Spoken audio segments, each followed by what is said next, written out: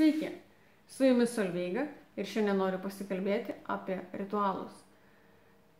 Kas yra ritualai?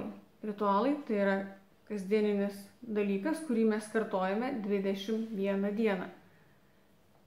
Tačiau yra tokių ritualų, kuriuos mes atliekame ir nuo vaikystės. Pavyzdžiui, pas mane yra toks ritualas, kurį aš atlieku, kaip ir sakau, nuo vaikystės, tai yra pusryčiauju.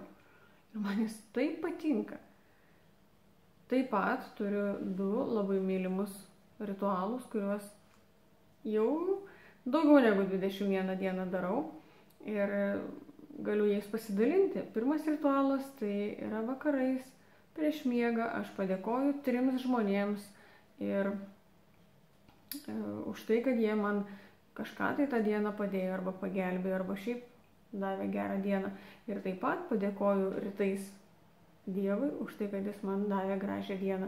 Jeigu jums mano video patiko, laikinkit, dalinkitės ir iki kitų susitikimų. Solveiga.